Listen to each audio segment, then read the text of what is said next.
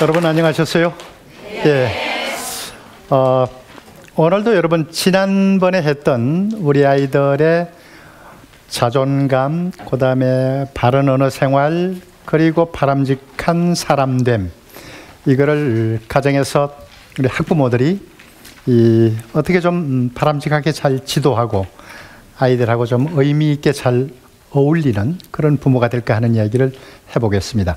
이야기는 전체적으로 연속성이 있는 이야기인데 오늘은 언어폭력, 이제 우리가 언어폭력 그러면 욕설 이야기를 지난번에 좀 했습니다만은 여전히 이제 언어폭력인데 주로 사이버 공간에서의 언어폭력, 이게 한 해가 다르게 질적으로 양적으로 아주 고약한 양상을 띄어가거든요. 그래서 이게 어쨌든 뭐 좋든 싫든 우리 아이들이 살아가는 그 생태 환경입니다. 여러분, 자연 생태만 생태가 아니라 언어 생태, 문화 생태, 무슨 뭐 정치 생태, 학습 생태, 이게 모두가 생태예요. 이 생태를 잘 만들어야 된다는 측면도 있고 좋은 생태 환경을 우리가 조성해야 된다는 측면도 있고, 어쨌거나 자라고 발달하는 자녀들로서는 자녀들을 둘러싼 어떤 환경 생태에 잘 적응을 해야 되는데, 그러니까 험한 말, 거친 말, 그 다음에 저주, 모략의 말, 이런 말들은 좋든 싫든 아이들의 언어 환경 생태입니다. 이거를 바꾸려는 노력, 좋은 생태로 바꾸려는 노력과 더불어서 이 생태 속에서 험한 말들과 대결하기도 하고, 험하고 거친 말들을 우리가 극복해서 넘어서기도 하고, 때로는 그 속에 끌려 들어가서 고통을 느끼기도 하고, 이렇게 우리 자녀들이 자라는데, 이런 그 흐름과 전개 과정 속에서 부모들은 어떤 노력을 하고 또 뭐를 주목을 해야 될 것인가, 그런 문제를 한번 보도록 하겠습니다. 그러니까 여러분 엄마들이 자랄 때 시대하고는 정말로 많이 달라졌어요. 이런 이야기들은 정말 우리가 경험으로서는 갖지 못했던 것이기 때문에 아이들한테 어떻게 해줘야 되나 하는 고민이 새롭게 나타납니다. 몇 가지 준비해온 자료를 같이 좀 보도록 하죠. 먼저 이제 험하고 거친 말이 왜 이렇게 만연하는가. 어떤 의미에서 지금 우리 가정은 옛날 전통적인 가정이 가지고 있던 균형, 질서, 또 부모님들의 권위, 이런 것들이 다 이렇게 해체됐다라고 봐야지 돼요. 부모님들이 나빠서가 아니라 우리 사는 삶의 사회적 환경, 또 직업 생활의 여건들이 자녀들과 부모님이 같이 함께하는 시간이 뭐 거의 없어졌어요. 그래서 가정의 해체다, 그렇게 말씀을 드리고 싶고, 그 다음에 뭐 일반 언론들이 많이 지적합니다만은 극심한 경쟁 체제가 아이들을 가파르게 만들고 성격을, 또 사람과 사람과의 관계에 메마르고 또 금방 아주 거친 경쟁 구조로만 인간관계를 갖도록 하는 그런 모습으로 가고 있다. 그래서 지금 뭐 우리가 이런 노력들을 또 많이 하죠. 의식 있는 분들이 아이들에게 경쟁보다가는 뭔가 그 의미 있는 공동체험을 많이 해주자.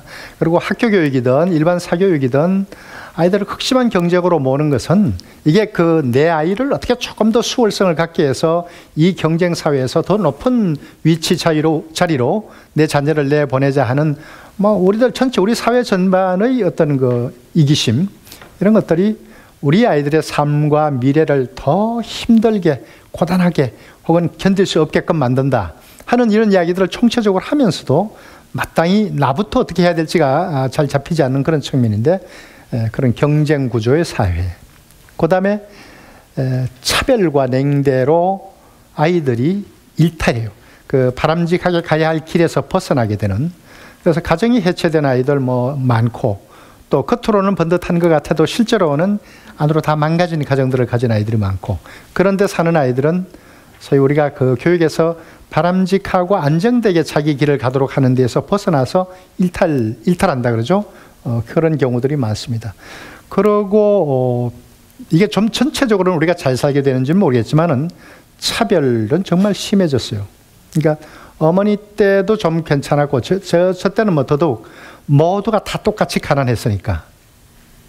모두가 똑같이 너나 없이 가난해서 가난했지만 뭐 특별히 불행하지는 않았어요, 마음이.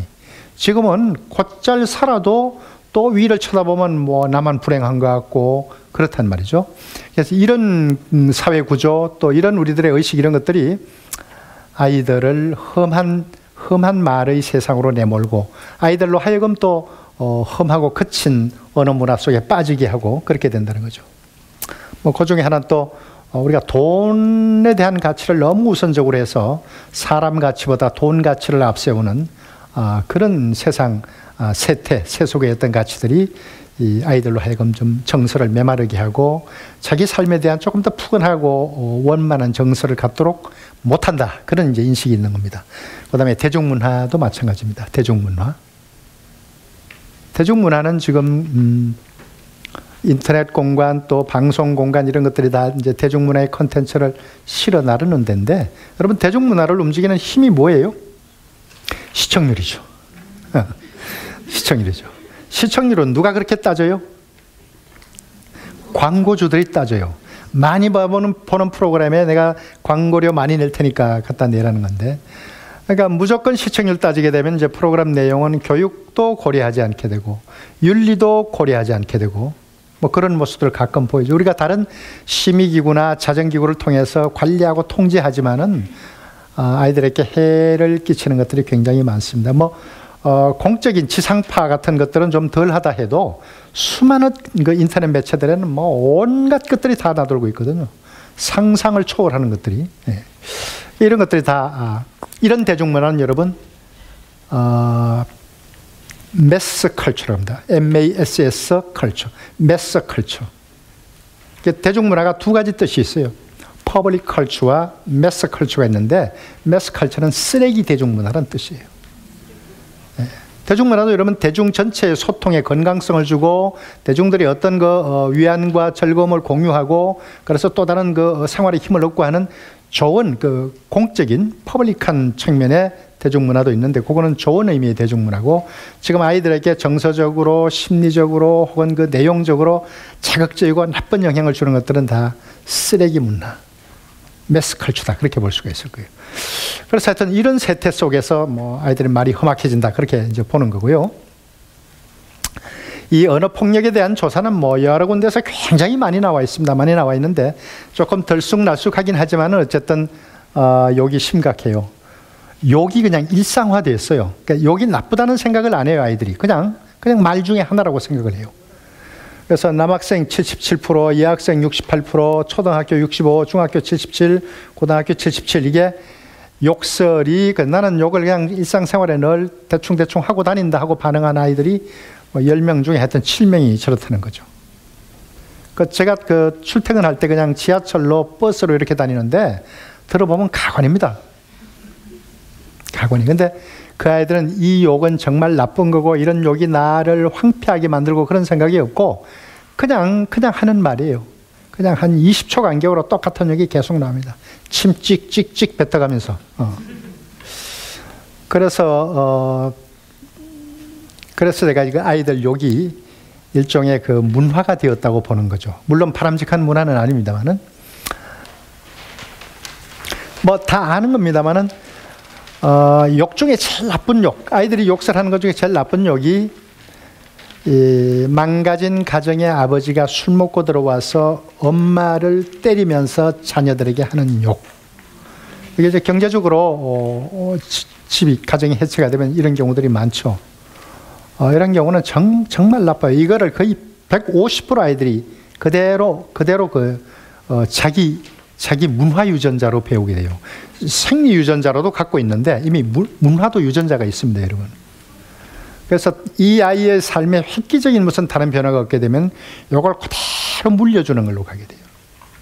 그대로 물려주는 거. 아버지가 알코올 중독인 것을 보고 나는 절대로 아버지처럼 술 마시지 않겠다고 어린 시절에 맹세해도 그 자녀들의 70%는 알코올 중독자가 될 가능성이 있어요. 이걸 이제 생체적인 유전자가 그렇다고도 볼 수 있지만 문화적인 유전자가 보고 듣고 배우는 게 무서워요. 시어머니 대답다 욕하던 사람이 똑같은 시어머니 되잖아요. 그래서 가족 응집성이 약화되고 이제 엄마 말 아빠 말이 뭐 별로 맥히는 말이 아니고 형제들 간에는 그 형제 간에 수직적인 질서가 있어서 형 말을 듣고 또 다소 성에 차지 않아도 순종하고 이런 것들은 다 사라지게 됐어요. 그래서 전부 1대1 그 개인적인 격으로 존중하고 대화하고 상담하고 그렇게 해야 되는 모습이 됐습니다. 원래 우리 대가족주의 제도가 한 성씨를 가진 대가족이 모여서 벼농사를 같이 짓는 데서 생긴 거예요. 벼농사는 여러분 아시다시피 노동력이 일시에 많이 필요하고 모 심을 때, 피살이 할 때, 벼 벨 때, 추수할 때 일가가 다 모여서 해줘야지 하게 된단 말이죠. 그러다 보니까 그렇게 네 거 내 거 정확하게 안 따지고 공동정신으로 해줄 수 있는 벼농사는 일가부치들이 갖춘 성을 가진 집안이고, 그런 마을이나 그런 공동체가 무언가 좀 질서가 잡히려면 윗사람 말을 잘 들어야 돼요. 입시 위주의 교육 풍토, 지금은 좀 나아졌습니다. 나아졌는데 학생들이 방과 후에 갈 때가 뭐 사설학원 사교육밖에 없었잖아요. 사교육을 할 형편이 안 되는 경제적으로 열악한 아이들은 지네끼리 몰려서 돌아다니는데 그게 탈선을 하거나 비행을 하거나 하기 쉽고, 탈선 비행이 되면 처벌을 받고 더 나빠지게 되고, 그런 아이들끼리 주고받는 말의 문화가 좀 다르게 되고, 뭐 그렇게 되면서 말들은 더 험한 말들이 되는 거예요. 저는 이 학교 일과 끝나고 난 뒤에 지금 중학교 1학년 아이들 자유학기제 하잖아요. 요거 여러분 잘 싹을 길러주세요. 잘 싹을 길러주시고, 아직은 이제 여기 고3 자녀를 둔 자녀분들, 어머니들은 계신지 모르겠습니다만은 우리가 입시 사정관제에 의해서 수시 모집으로 이 학생이 학교에서 어떤 활동했는가를 전부 종합해가지고 사정관들이 판단하잖아요. 근데 그걸 또 이제 사설 학원에 가서 해오게 하니까 돈이 한도 끝도 없이 들어간다 하고, 돈 있는 사람들은 그런 이야기를 합니다. 하는데 이게 사정관제가 더 세련되면은 학원에서 뭘 준비해온 것들 다 변별해낼 수 있도록 그렇게 되어 있는데, 그렇게 되면은 저는 아이들한테 조금씩 나아질 거라고 생각해요. 그리고 자유학기제에서는 자기 직업 탐색을 하도록 해줘야 돼요.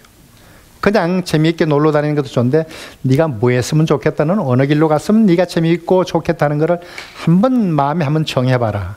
자유학기제가 잘 되면 중학교 1학년만 아니고 중1, 중2, 중3, 고1 아마 다 좀 할 필요가 있을 것 같은데, 어쨌든 그런 게 좀 되면은 여기 말하는 언어폭력, 그 다음에 비행 이런 것들도 뭐 조금은 나아지지 않겠는가 하는 생각을 합니다.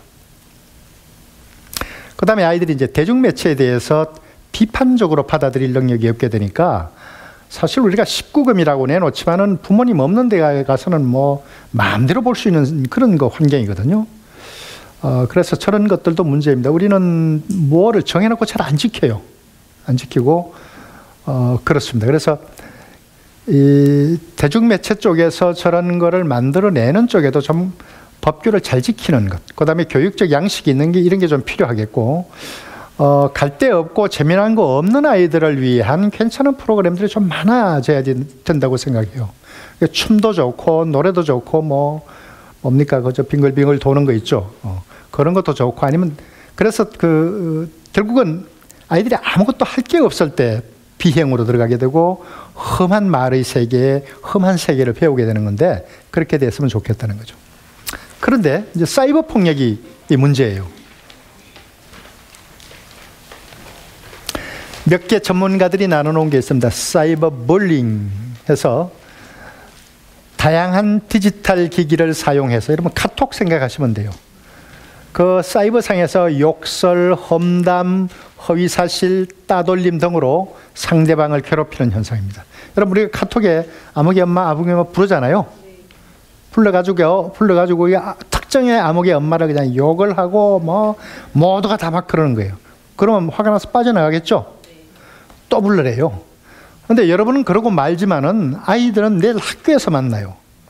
너 친구 하자고 불렀는데 왜 빠져나갔느냐고 학교 가서는 오프라인에서 이제 욕설과 폭력으로 지어받고, 집에 오면은 그걸로 그걸로 어떤 한 아이를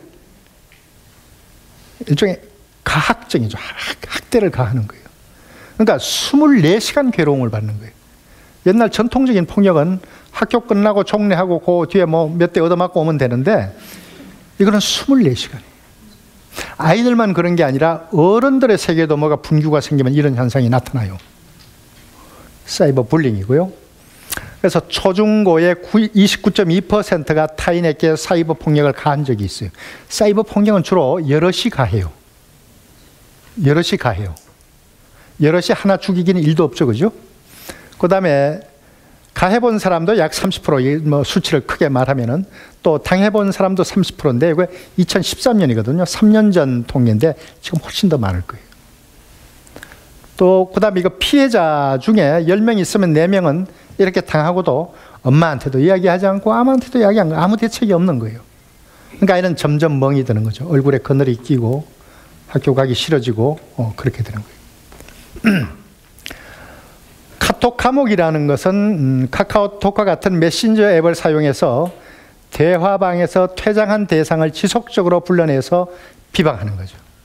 뭐 이게 개념으로 봐서는 둘 다 비슷합니다.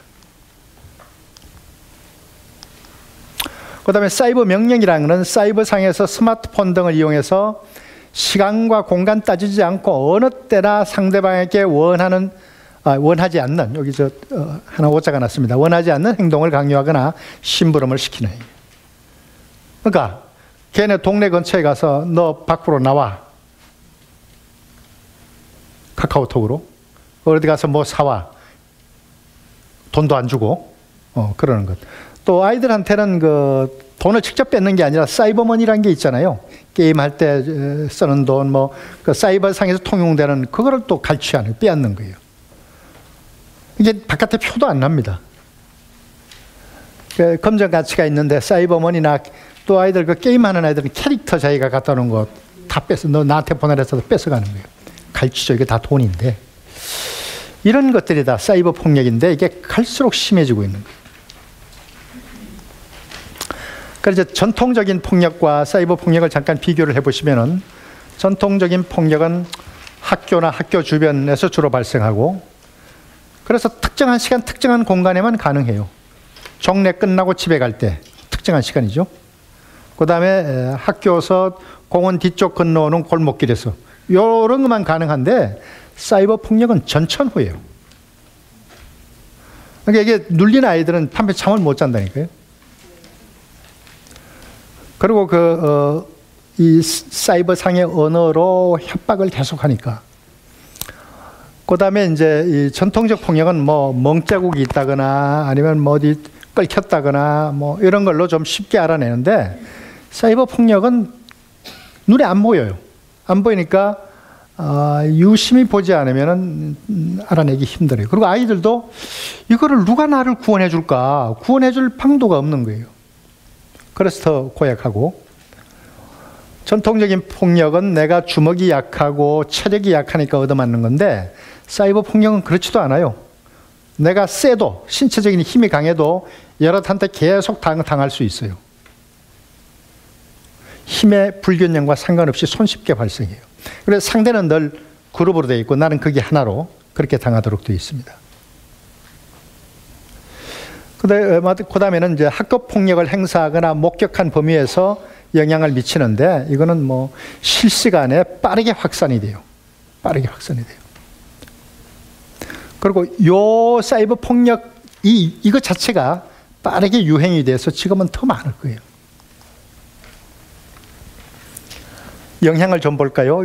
이 사이버 폭력은 여러분 그냥 이렇게 주먹을 쓰는 폭력은 때리는 애는 늘 정해져 있고 맞는 애도 좀 힘 약한 애들인데 사이버 폭력은요 피해자도 어느 순간 가해자가 돼요. 지네끼리 또 하나 그룹 만들어서 누구 하나 그렇게 해야 되는 거예요. 그러니까 우리 애는 절대로 그 피해를 당하면 다행했지 가해자라니 가당치도 않습니다. 사이버 폭력에서는 그렇지 않아요. 또 당해본 아이들도 어떨 경우에는 가담을 해요. 그리고 여럿이 같이 실제로 주먹을 안 쓰니까 내가 특별히 잘못했다는 생각을 안 가져요. 근데 당하는 쪽에서는 주먹으로 막는 것보다 더 오래 고통을 주는 걸로 되어 있습니다. 그래서 심리적으로 정서적으로 고통스러워 학교에 가기 싫다가 나오고 또 갑자기 말이 없어지고 이런 것들이죠. 신체 폭력에 비해서 심리적으로 정서적으로 고통이 굉장히 이게 상당히 일정 기간 지속이 되면은 정신과 치료가 다 필요해요. 정신과 치료가.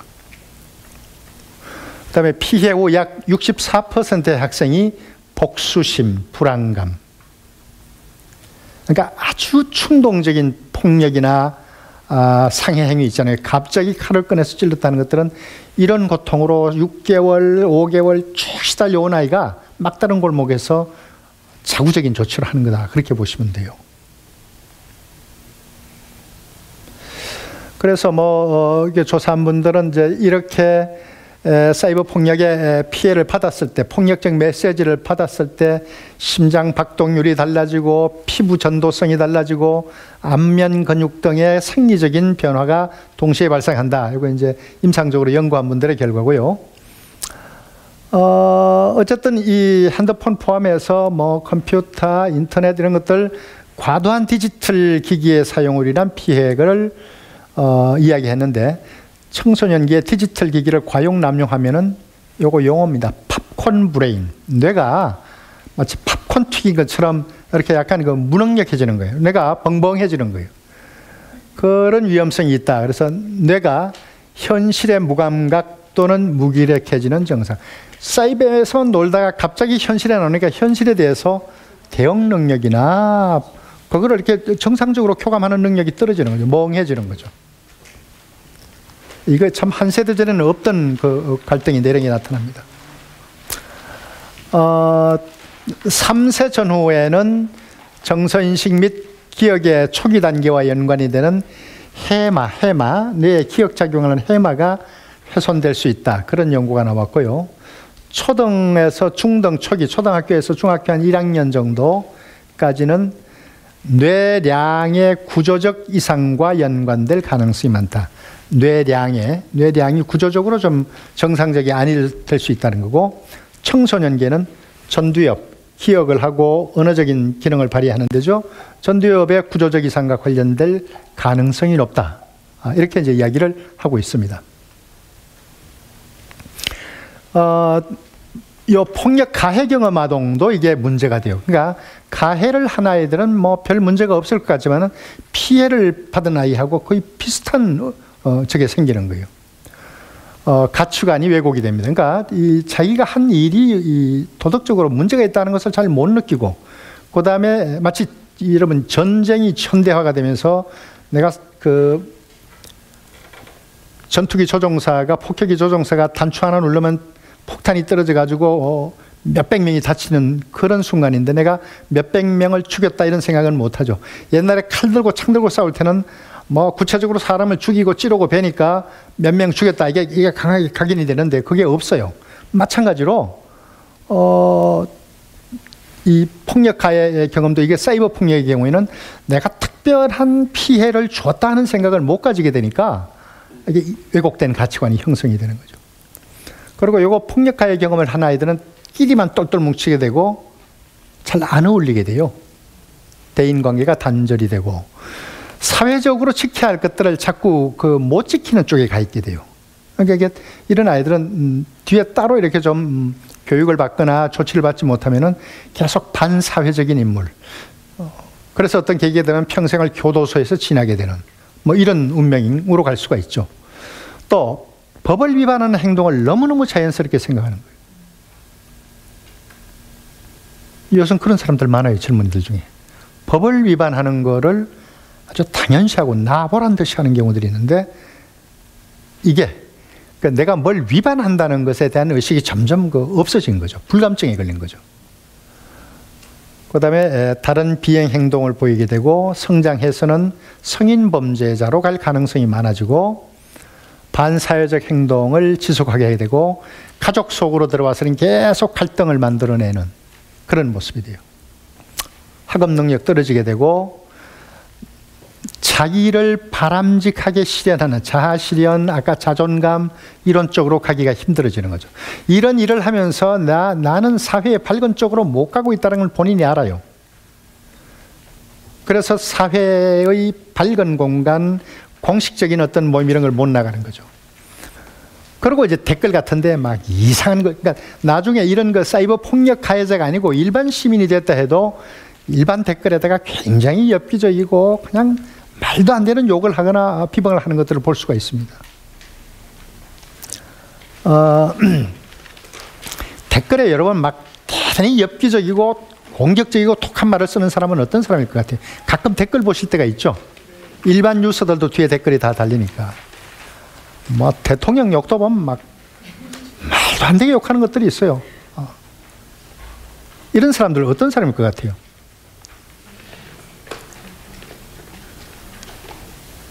누가 연구를 했다는데요. 그 댓글에서 굉장히 엽기적이고 변태적이고 톡한 말들을 하는 사람들을 연구를 했다는데 이 사람들을 댓글 밖으로 여러 사람 모임들, 이를테면 이 단상 위나 이 강당 위나 이런 데에 갖다 놓으면 말 한마디 못할 사람들이 말 한마디 못할 사람들이 그러니까 그렇게 자기가 발량되지 못하는 것을 댓글 공간에서 대리만족으로 푸는 거예요. 그래서 제가 아까 가족 간에도 공식적인 행사가 중요하다 그랬죠. 토론 같은 거 굉장히 필요해요. 토론 같은 거. 토론을 해보면은 괜찮은 말로 남을 공격하는 방법을 배워요. 근데 저 댓글들은 뭐 이상하게 그냥 감정 쓰레기를 막 배설해 놓듯이 상대방한테 집어던지는 거잖아요.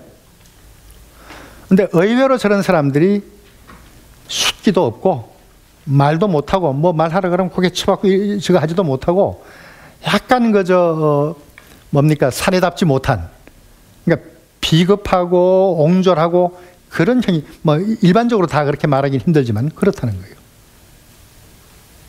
그 댓글만 보면 막 굉장히 그냥 거칠고 완력을 쓰고 막 용감하고 용기 있고 그럴 것 같지만은 그렇지 않다는 거예요. 여러분 용산에 가면은 그 우리 전쟁 기념관이 있습니다. 김영삼 정부 때 만든 건가 그런데 여기 초대 기념관장을 했던 분이 이병형 장군이에요. 돌아가셨어요.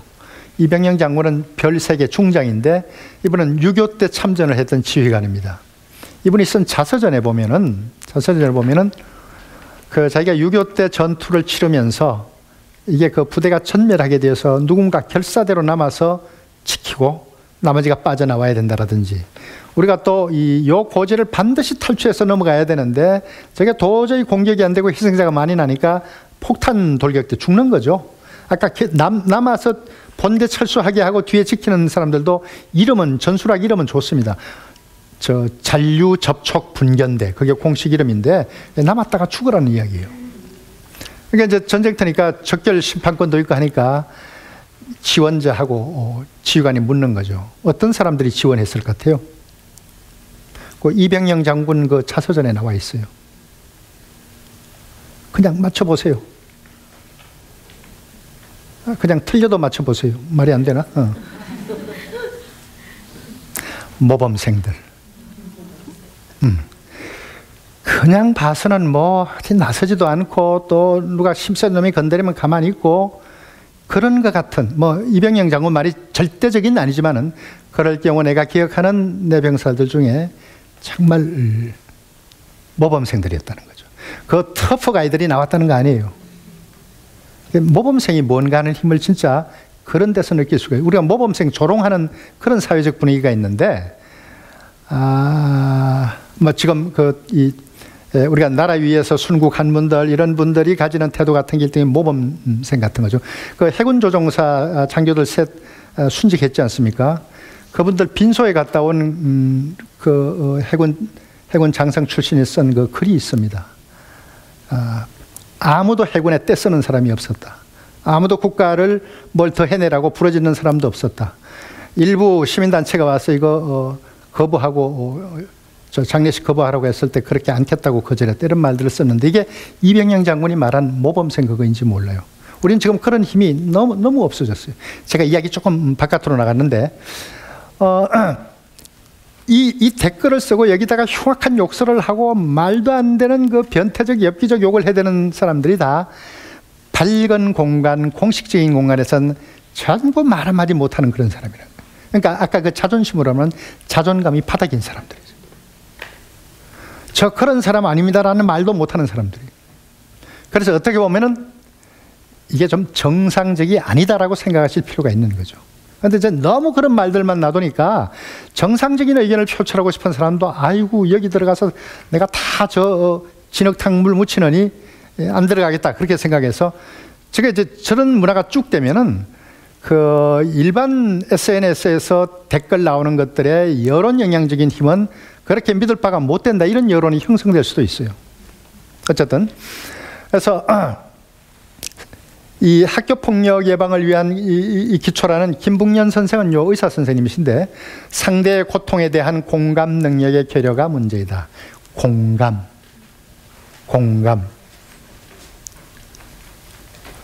그러니까 이 사이버 폭력에 그 습관적으로 가담이 되거나 그런 가해 행위를 쭉 하는 아이들은 이 자존감하고도 연결되는 겁니다만은 공감 능력이 떨어지는 거예요.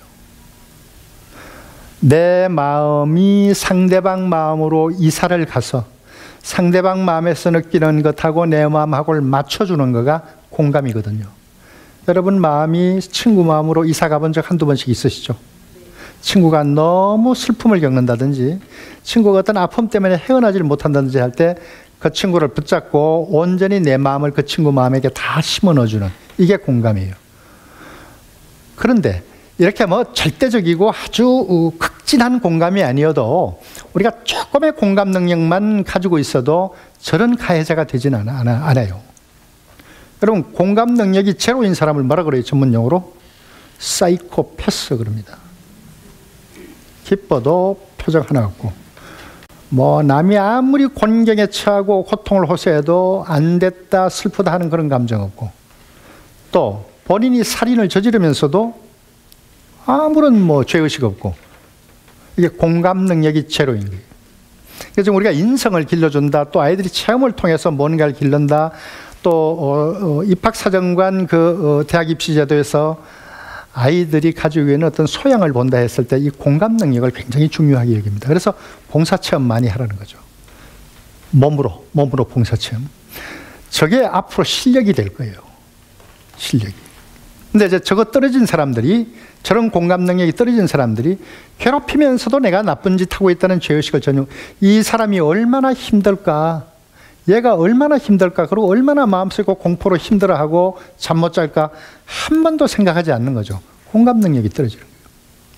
우리가 공감 능력을 길러주는 교육을 학교고 가정이고 안 해왔거든요. 뭐 하여튼 하나라도 더 배워서 수능에 성적 올리는 것만 지난 한 40년 해왔잖아요. 그래서 가해 교육을 갖는 가장 핵심적인 공동 특성은 공감 능력 떨어지는 것 그 다음에 내가 맨 위야 내가 대장이야 내가 너희를 완전히 지배하는 왕이야 타인을 지배하는 욕구를 지니면 동정심이 없어집니다. 근데 우리가 이렇게 키웠어요. 학교도 이걸 목표로 삼진 않았지만은 경쟁체제 속에서 아이들을 1등 그 다음에 인류대학 가는 것 너 몇 등 했나 이것 따졌고 우리도 아이들 뭐 학교 성적 가져오게 되면은 몇 등 했어 이것도 따졌잖아요. 타인을 지배하라는 욕구를 지니면서 동정심이 없어진다. 공감 능력이 없어진다는 거고요. 내가 잘 안 되면 금방 공격성을 띄워요. 내 좌절감은 그냥 공격적이 돼요. 좌절감을 공격성으로 표현한다. 좌절감을 공격성으로 표현한 아이들은 내 공격성을 스스로 타당하다고 생각합니다. 어때서? 내가 어때서? 뭐 이런 것들이 너무 많이 강조가 되고 있습니다. 그 다음에 따돌린 쪽에서는 따돌린 경험에 대한 보복 심리가 작동해요. 그래서 이 사이버 폭력은 피해자가 됐던 애들도 쉽게 또 가해자 그룹으로 들어와요. 그리고 이게 또 어떤 피해자는 잔뜩 애를 먹여놓고 이제부터는 너도 우리랑 같이 누구를 공격할 수 있어. 그러고 불러들여요. 여기 다니고 저기 다니고 하면서 평생 항상 피해자로만 있게 되진 않아요. 피해를 당했던 아이들도 비슷한 빈도로 다시 가해자의 경우로 가게 됩니다. 집에서 이제 뭐가 저게 사태가 돼서 누가 자살을 했다 그래서 알고 봤더니 우리 애도 거기 끼어 있는데 거기 뭐 괴롭힌 애 중에 하나였더라. 이 경우는 조금 더 이상할게요. 절대로 그런 애가 아닌데, 근데 전 사이버 폭력은 저 기제 자체가 메커니즘 자체가 그렇게 돼 있어요.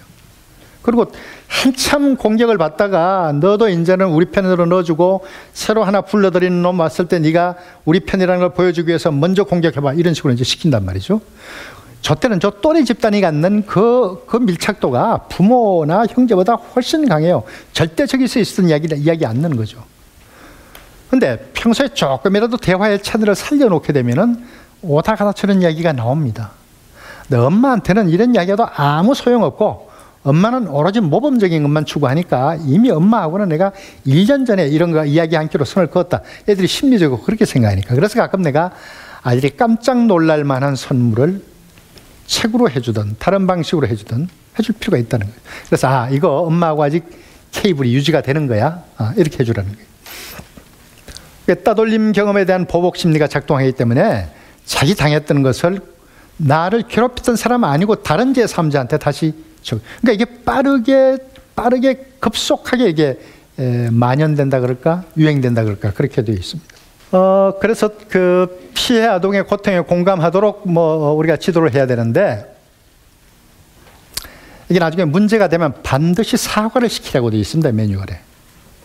그냥 사과했다가 아니고 그 양쪽 부모가 딱 입회해가지고 사과를 시키도록 학교의 지도 매뉴얼에는 그렇게 돼 있어요. 제가 충분히 뉘우쳤으니까 됐지. 그렇게 하지 말라는 거예요. 그 사과를 하면서 다 배운다는 거예요. 가해자도 뭔가 새로운 걸 배우고 피해자도 배우고 가해자 피해자의 부모도 새롭게 배운다는 거예요. 그래서 저거는 반드시 사과해야 된다는 것을 학교의 아이들 모두가 인정하는 어떤 제도로 두라는 거죠. 사과의 방법 반드시 공식적으로 하라. 1대1로 하라. 조금 더 강조하는 사람들은 사과문을 반드시 써서 주고받으라. 사과문을 쓸 때 가해자가 확실히 느껴요. 이게 내가 굉장히 중대한 범죄를 저지르는구나 느끼게 돼요. 그리고 저 사과는 학교에서는 밀폐된 공간보다는 다른 아이들이 있는 데서 하는 걸로 그렇게 되어 있습니다.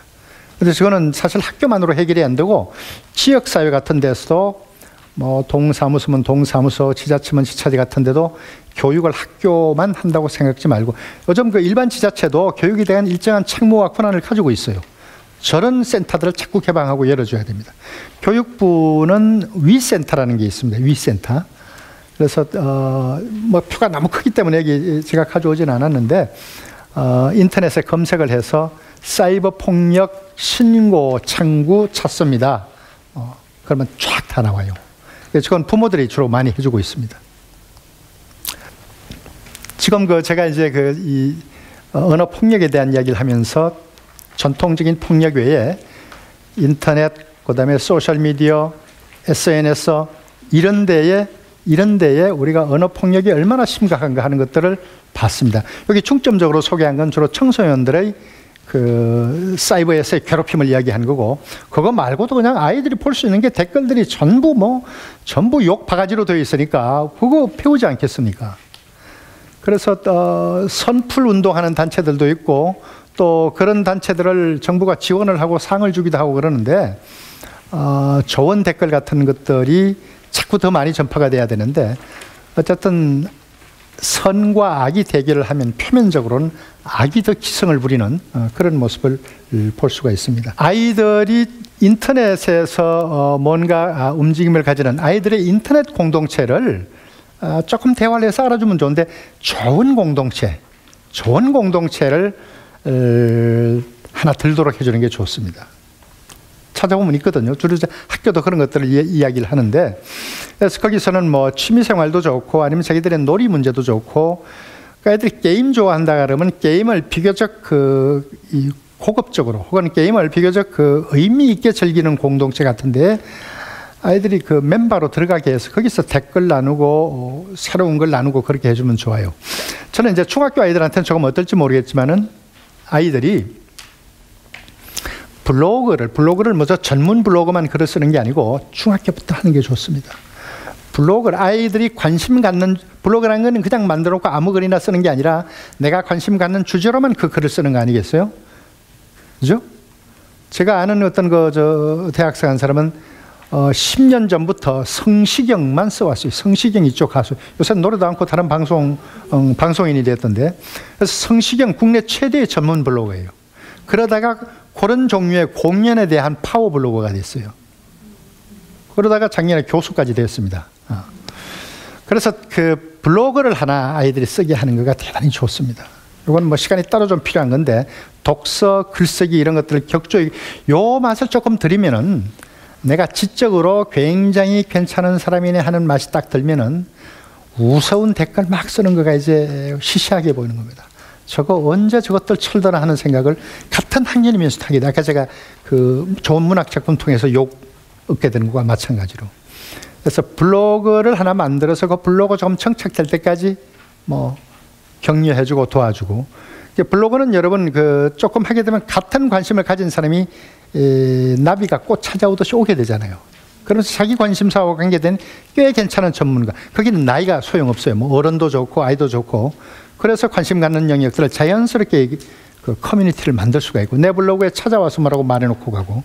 근데 나는 한 주제를 가지고 일관되게 자료 모으고 글 쓰니까 어떤 소양이 늘어나게 되고, 이건 그대로 나중에 여러분 입학사정관 그게 그대로 내 포트폴리오 자료가 되는 거예요. 그리고 장차 자기가 정할 그 나갈 직업 진로와 연관된 걸로 소양을 잔뜩 쌓아두는 게 되는 거죠. 여행을 가도 마찬가지고, 다른 공부를 해도 마찬가지고, 캠프를 가도 마찬가지고, 자기 경험을 자기가 관심 가진 주제로 다 모아놓는 게 되는데, 그렇게 되면 이제 이런 사이버 이런 데서 뭐 이상한 걸로 댓글 받고 약간 일탈한 그 또래 집단들한테 어울려서 그걸로 대리만족하고 하는, 이게 우습게 보이기 시작하는 거예요. 네가 지적으로 상당한 경지에 올랐고 엄마가 정말 존중한다, 이런 방식으로 아이들의 활동을 전개해 주시기 바랍니다. 그래서 블로그 하나씩 만들기. 엄마하고 같이 만들면 더 좋은데, 이게 이제 엄마로서는 굉장히 힘들어요, 해보면요. 그리고 블로그 만들 때는 아이 필명을 하나 지어도 좋아요. 옛날 저 선비들 호를 짓듯이 엄마 필명도 좋고요. 그래서 제법 그 글을 쓰는 문사, 문인 같은, 아니면 저널리스트 같은 그런 맛을 느끼게 해주고, 그렇게 쓴 것들은 또 어디 괜찮은 거는 투고도 해보고, 그런 방식으로 괜찮은 그 문자 지식인, 문자 지성을 배우게 되는 쪽으로 오게 되면은, 지금 이런 또래들이 갖는 저 밑에 저희 문제가 되는 저런 교류나 소통으로부터는 조금 이제 자기 존재를 고양시키게 되는 그런 쪽으로 나올 수 있게 하는 거죠. 그래서 어른이 되고 대학생이 돼서 블로그 만든다고 생각하지 말고, 지금부터 내가 블로그 하나 만들어서 10년 지나서 내 관심 가진 주제로 책 하나 쓴다, 출판비 엄마가 제공한다, 이런 방식으로 약속을 해주는 것도 괜찮아요. 이 댓글, SNS나 사이버에 있는 댓글 중에 좋은 것들을 식탁머리에 자꾸 이야기해 주는 게 좋아요. 또 요즘은 그거 이렇게 뽑을 수 있어가지고 아이 카톡에 보내줄 수 있습니다. 저는 집사람하고 제가 아직 저 아이들 출가를 못 시켰어요. 네 사람 같이 쓰는 게 있는데 꼭 아침 뭐 하나씩 올립니다. 올리면 뭐 딸아이도 올리고 또 아들도 올리고 해서 하는데, 그런 거 하나 운영을 해 주시면 좋습니다. 그러니까 여러분이 보신 것 중 이런 댓글은 정말 괜찮다, 정말 괜찮다, 그런 이야기를 아이들한테 해주시는데, 우리가 이제 밥상머리가 잘 안 되죠. 아빠는 늘 바쁘고 일찍 나가고 늦게 들어오고 아이 또 뭐 학원 갔다 늦게 오고 해서 안 되는데, 밥상머리에서 이렇게 뭔가 그 아이들의 언어 생활에 대한 비평을 아이 없는 것처럼 부부가 해주시는 게 좋아요. 이게 효과가 있어요. 영철이 잘 들어, 엄마가 느낀 건데 이거 효과 없어요. 마치 애는 없는 듯이 하고 남편하고만 이야기하는 거예요. 그 사람 거기 댓글 썼는데 정말 멋있더라. 대중적으로 잘 알 수 있는 사람이면 좋고, 또 아주 우리 아이가 들었으면 좋겠다 싶은 이야기를 아이는 없는 것처럼 무시하고 남편하고 이야기하는 거예요. 그게 효과가 있어요. 그걸 여러분 심리학에서 암시를 잘 받는 효과, 피암시 효과라고 그러는데, 머리 좋은 아이들은 그렇게 말해줘야 돼요. 엄마가 나한테 할 이야기 있어, 잘 들어봐. 이거 효과 없어요. 여러분 가만히 아이들 머리 좋다는 것은 그냥 IQ 100만 넘으면 다 좋은 겁니다. 네. 여러분 생각해 보세요. 내가 어떨 때 영향을 많이 받다가 정작 나를 불러 세워서 말하는 것들은 그렇게 침투가 강하게 되지 않는데, 지나가다가 들은 이야기 이런 거가 영향을 많이 줘요. 우리가 뭐 메시지를 받아들이고 콘텐츠를 내 거로 만들 때 지나가다가 듣는 것과 같은, 근데 이미 나를 초점해서 말하면 나보고 잔소리하는 것 같단 말이에요. 엄마가 저런 거에 은근히 점수 많이 주네. 아빠가 저런 거에 관심 많으시네. 그렇게 듣는 거죠. 그래서 그 아침 밥상머리에는 뭐 그런 이야기를 좀 하시는 게 좋습니다. 그리고 보통 옆집 헐뜯고 뭐 욕하다가 이렇게 지나가잖아요. 좋은 작품 읽은 거, 또 뉴스 봤던 것들, 어디 댓글 봤던 것들 이런 건데, 제가 건재 한 2, 3년 사이에 봤던 것 중에 가장 훌륭한 댓글인데, 이건 꽤 길게 쓴 댓글이에요. 그러니까 페이스북에 올린 글인데, 이런 겁니다. 오늘 아무개 교수가 강연하는 걸 들었는데 실망스러웠다. 이 사람도 좀 인기를 얻고 대중들에게 잘 알려지기 시작하니까 이상한 버릇과 잘난 척하는 기분이 들어가는 것 같다. 혹시 내가 잘못 들었나 싶어서 이분의 강연을 녹음으로 된 파일로 다시 들어봤다. 어딘가 약간 들뜬 듯한 목소리, 또 아주 과감하게 잘라서 예언예단하는 듯한 단호한 목소리, 그리고 내가 이 메시지를 위해서 얼마나 전문적으로 공부했는가를 틈틈이 암시하는 목소리, 또 강연 중간중간에 내가 유명한 정치인 누구와 만나서도 이런 이야기를 했고, 또 유명한 학자 누구하고 만나서는 이런 토론을 했고 해서 자기의 존재를 은연중에 높이는 이상한 기법, 그런 것들이 너무 실망스러웠다. 혹시 내가 너무 섬세하게 생각하나 싶어서 다시 들어봤는데 내 판단은 맞았다. 여러분, 페이스북 같은 데에다가 누구를 특정해서 공격하면 바로 명예훼손이 됩니다. 그래서 건자에 뭔가 좀 잘 나가던 사람이 그 잘 나가는 기운을 잘 다스리고 조절하지 못해서 한 방에 가버리는 일이 많은데, 이 양반도 그렇게 될까 심히 걱정이 된다. 그 무렵에 조영남이 막 문제 있고 그럴 때였어요. 예. 그래서 뭐 좀 알려지고 유명한 명사가 되면은 왜 사람들은 다 한결같이 이렇게 되는가? 이 양반이 한 강연회는 예수 믿는 법률가들 모임, 기독 법률인 모임에 나와서 기독교 믿는 법률가 변호사들이 얼마나 공의롭고 정의롭고 이웃을 생각해야 되는 그런 사명감으로 살아야 되는가, 돈 밝히지 말고, 그런 강연을 한 건데, 정말 무슨 선지자가 와서 예수님이 와서 하듯이 그런 폼을 잡았다는 거예요. 이게 페이스북 올려놓으면은 거기 친구로 올려놓은 사람은 다 봅니다.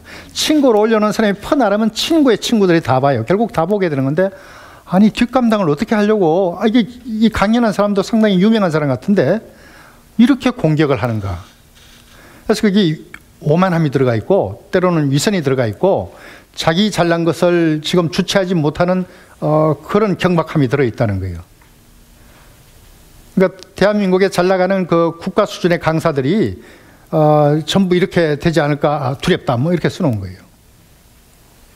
여러분, 이게 누구를 비난하는, 그러니까 누구라고 이름은 안 밝혔지만은 기독교 법률인 모임에 나가서 무슨 강연을 했다, 기독교 법률가들의 윤리적인 책임과 사회적인 책무, 뭐 찾아보면 다 알죠. 누군지 금방 나오죠. 야, 이거 누가 이렇게 썼나? 나 처음에는 그 페이스북은 쓴 사람이 나오거든요. 김두식이던가? 이름이. 그러니까 처음에는 글이 재미있어 보다가 누가 쓴 거 해고 봤더니 김두식이라는 사람이 올린 글이에요. 그럼 이거 어떻게 된 거겠어요? 맞춰보세요. 예. 다 쓰고 쭉 내려가가지고 PS 해놓고, 이 기독 법률가 협회에 가서 강연을 한 사람은 김두식이다, 자기예요. 그런 경북대학교 로스쿨 전임 교수다. 저서에는 뭐가 있다. 얼마나 훌륭한 글이에요, 여러분. 얼마나 훌륭한 글이에요. 자기예요. 자기가 자기를 디스한 거예요. 자기가 자기를 비판한 거예요. 뒤에 댓글이 무수히 달렸어요. 욕하는 거 하나도 없고 전부 댓글들도 다 진지해.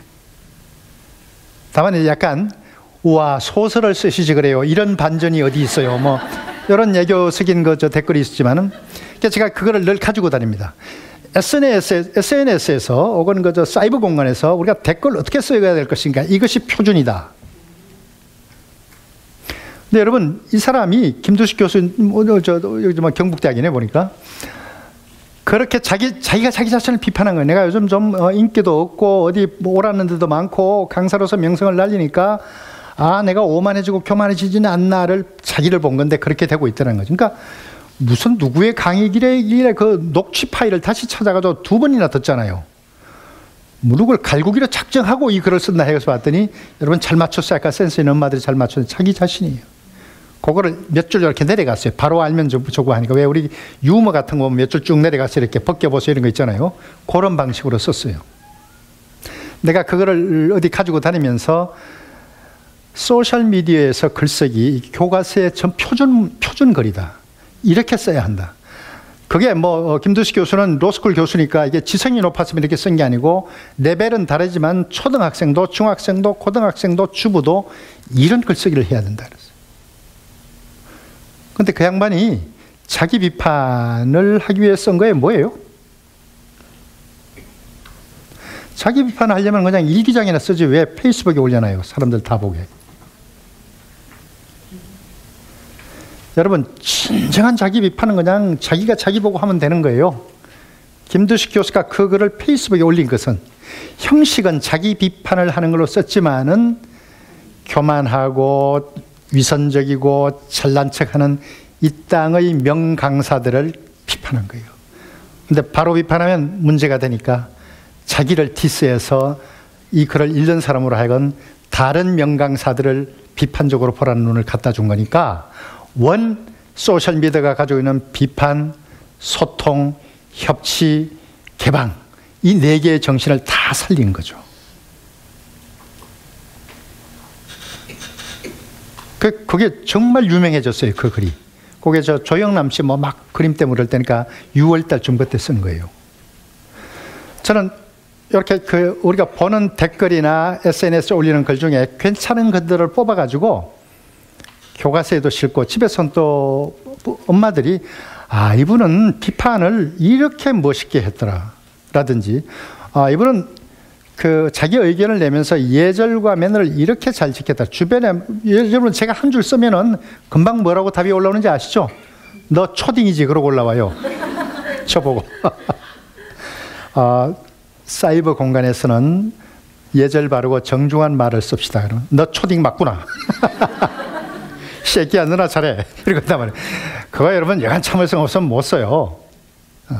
그래서 웬만 배운 사람도 크게 말려들다 보면 어느 때 나도 막 치고 있는 걸 보고 그래 이 새끼 하고 막 친단 말이죠. 그래서 우리가 그 공간에선 다 마법에 걸린 것처럼 독설을 퍼붓고 욕을 하고 저주를 하고 비난을 하게 된다고 그러는데 그래서 정말 이게 필요한 거거든요. 그래서 지금 대부분의 사람 댓글에 그런저런 험한 말로 다는 것들 그거 다 삼류들이지. 그리고 어디 가서 토론도 못하는 얼간이들이지. 이런 인식이 이제 좀 많아지면은 욕을 써서 올린 댓글들은 나중에 통계적으로 카운팅 하더라도 빼야 돼요. 어떻게 보면. 여론조사 같은 데서. 그럴 정도로 우리 문화가 되어가는 것인데 가끔 잘 모범이 될 만한 또 어떤 상황에서 자기 입지나 태도를 굉장히 인상적으로 잘 표명한 댓글들은 혹은 그런 페이스북 글들은 아이들하고 같이 이렇게 뽑아가지고 보는 것도 좋겠고 가끔 여러분 이용하는 페이스북에서 발신자가 되어보는 것도 가족을 향한 것 말고 다른 데를 향해서 아이들에게도 좋고 선량한 메시지를 내가 발신자가 되고 내가 쓴 메시지에 아주 괜찮은 선의의 댓글들이 여러 개 달리는 것을 보고 만족감을 느끼고 또 나쁜 악성 댓글에 시달리는 것도 이 험한 언어 사회를 살아가기 위한 면역력을 기르기 위한 방책이 아이들이 언젠가 나쁜 댓글 때문에 엄청난 상처를 받을 때가 있을 거예요. 지금 우리 문화 풍토 같으면은 그거 아무것도 아니다. 네가 더 굳세고 강하게 자라기 위한 파도 하나를 넘어가는 거다. 이렇게 좀 가르칠 필요도 있을 것 같고 그래서 선한 의지 그 다음에 험악한 것들을 면역력 있게 받아내는 경험 이 두 쪽을 다 강조하면 좋을 텐데 좋은 사례들을 자녀와 공유하는 것 이런 노력을 좀 해주시면 어떨까 싶습니다. 사이버 폭력을 중심으로 아이들이 험난한 이 세상의 폭력적 언어들을 어떻게 대응하고 넘어설 것인가 또 좋든 싫든 그런 환경 속에 놓여 있는 아이들에게 어떤 강한 면역력을 키워줄 것인가, 그게 엄마들은 어떤 점을 조금 더 신경 쓸 것인가, 그런 주제들을 가지고 조금 산만하지만 이야기를 나눠봤습니다. 필요한 항목들 한 두어 개씩은 가져가서 실천해 보시면 좋겠습니다. 고맙습니다. 예.